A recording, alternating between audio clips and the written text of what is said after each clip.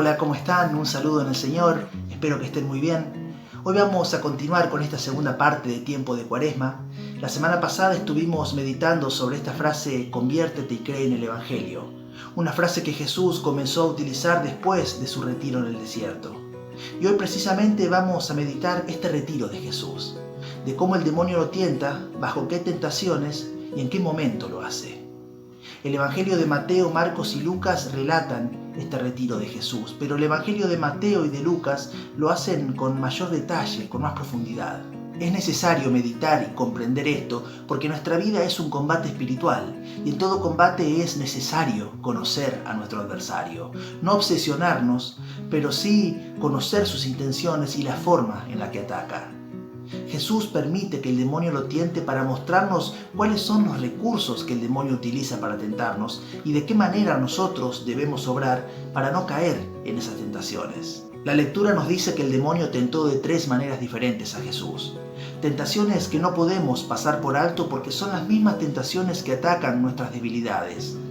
Debilidades de las que habla el apóstol Juan en su primera carta. Concupiscencia de la carne, concupiscencia de los ojos y soberbia de la vida. Dicho de otra manera, desorden de placer, desorden de tener y desorden de poder.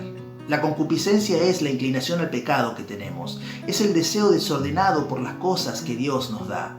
Tanto el placer, el tener y el poder en sí mismas son buenas.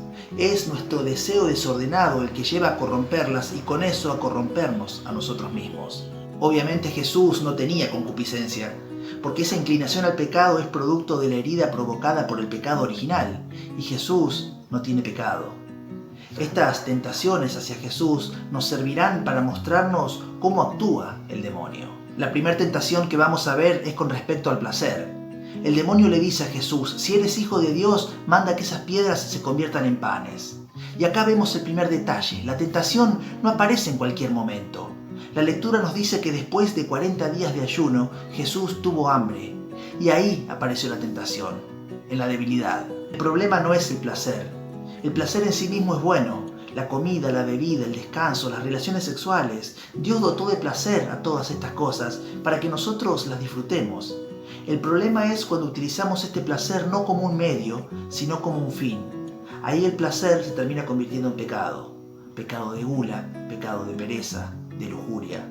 Y con todo esto nos vamos apartando del plan que Dios tiene para nosotros. La segunda tentación que vamos a ver es la del tener, la del poseer. Nuevamente, el tener posesiones, bienes, riquezas no es pecado. El problema se presenta cuando empezamos a ver esos bienes, esas riquezas, como un fin y no como un medio. En esta segunda tentación vemos al demonio ofreciéndole a Jesús todos los reinos del mundo si se postraba para adorarlo. Esta tentación busca alejar nuestro corazón de lo realmente importante, de lo que Dios quiere para nosotros, y nos invita a postrarnos ante lo material. Y esto es peligroso porque nuestra meta debe ser Dios, pero si nuestros bienes son nuestra meta, ¿qué lugar le estamos dejando a Dios? Ya no perseguimos el reino y su justicia como nos pide Jesús, sino que perseguimos nuestros propios intereses y nunca nuestros intereses nos van a llevar a buen puerto. Y por último vamos a ver la tentación del poder. El demonio lleva a Jesús a la parte más alta del templo y le dice que se tire, que los ángeles lo van a sostener. En otras palabras le dice que demuestre que es el Hijo de Dios, que demuestre su poder. Y nuevamente lo vamos a decir, el poder no es malo, es necesario. Jesús le dio poder a sus apóstoles, puso como cabeza de la iglesia a Pedro, le dio poder. Jesús mostró su poder, curando enfermos, expulsando demonios, resucitando muertos. Pero todo esto no lo hacía para presumir, lo hacía por amor. El pecado se presenta cuando inclinamos ese poder para nuestra conveniencia. Cuando desordenamos el poder, esto se convierte en soberbia. Y esto sí es un pecado que Jesús reprochó en muchas oportunidades. Al final de la lectura, el Evangelio de Lucas nos dice que una vez agotadas todas las formas de tentación, el demonio se alejó.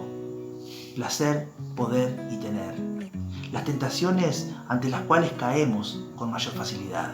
Y ahora con todo esto, ¿qué hacemos? Lo que hizo Jesús, retirarnos, tener nuestro momento a solas con Dios, practicar el ayuno, la penitencia, Tener una oración profunda, fluida y constante con Dios en las cuales podamos identificar nuestras debilidades y podamos pedirle ayuda para fortalecerlas. Leer y meditar la palabra de Dios para tener siempre presente las palabras de Dios en nuestro corazón. Invocar al Espíritu Santo para que nos guíe y nos ayude a salir de las tentaciones. Recurrir al sacramento de la reconciliación. Por cada pecado nuestro hay un abrazo misericordioso por parte de Dios que quiere limpiarnos. Acercarnos a la Eucaristía.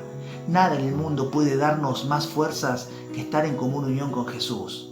Si por algún motivo no podés comulgar, acércate al Santísimo para adorarlo.